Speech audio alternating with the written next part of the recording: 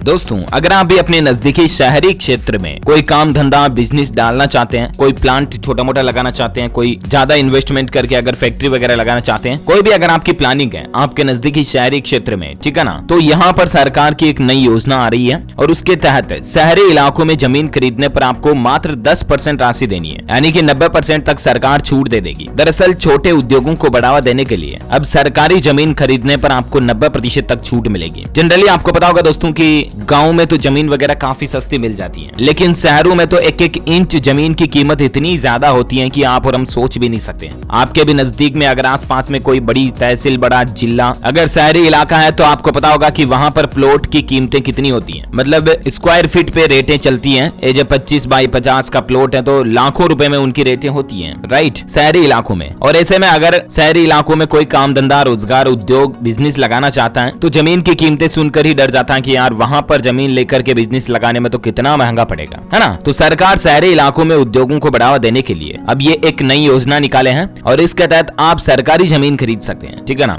मान लीजिए सड़कों के आसपास या हाईवेज के आसपास अगर खुला काकड़ है, सरकारी भूमि है, सरकारी जमीन है ना, तो आप उसको खरीद करके सरकारी जमीन पर अपना बिजनेस सेटअप कर सकते हैं। सरकार खुद आपको ये परमिशन दे रही है और वो भी मात्र 10% राशि पर आपको जमीन खरीदने का ऑप्शन मिलेगा, है ना। तो आइए जानते हैं इस योजना के बारे में थोड़ा विस्तार से कि कैसे और कहां पर आप इस योजना का फायदा उठा सकते हैं। अब यहाँ पर सरकार का यह कहना है कि उद्योग विभाग के अफसरों ने बताया कि 5000 वर्ग मीटर तक 90% तक की छूट दी जाएगी, क्योंकि इंडस्ट्रियल एरिया में काफी जगह है लेकिन बड़ी इंडस्ट्री नहीं आ रही है। ऐसे में छोटे उद्योगों को बढ़ावा देने के लिए यह फैसला किया है सरकार ने। उनको जमीन खरीद में छूट देगी, वो भी सरकारी जमीन की खरीद में, ताकि ज्यादा से ज्यादा उद्योग स्थापित हो सके। और अच्छी पहल भी है सरकार की, क्योंकि जितने ज्यादा उद्योग स्थापित होंगे ना, उतना ही आसपास के लोगों को रोजगार मिलेगा, नौकरियां मिलेगी, राइट। मान लीजिए कोई एक फैक्ट्री, कोई एक छोटा मोटा भी प्लांट लगाता है, उसमें 20 आदमी भी काम कर रहे हैं, तो एक के उद्योग स्थापित करने से 20 लोगों को तो रोजगार मिला ना। इसके अलावा सरकार को भी इनकम होगी, टैक्स वगैरह की कमाई होगी। इसके अलावा आसपास का एरिया डेवलपमेंट होगा, है ना। अब मान लीजिए 10 फैक्ट्री खुली, उसके पास अगर कोई होटल भी खोलता है तो उसको भी अपना काम धंधा, बिजनेस का रोजगार मिल गया। तो इस तरह से क्या है कि एक उद्योग दूसरे उद्योग से जुड़ा होता है और उद्योग का डेवलपमेंट होता है ना, जब इंडस्ट्री का डेवलपमेंट होता है ना, तो कई लोगों को इससे रोजी रोटी मिलती है, फायदा मिलता है ना।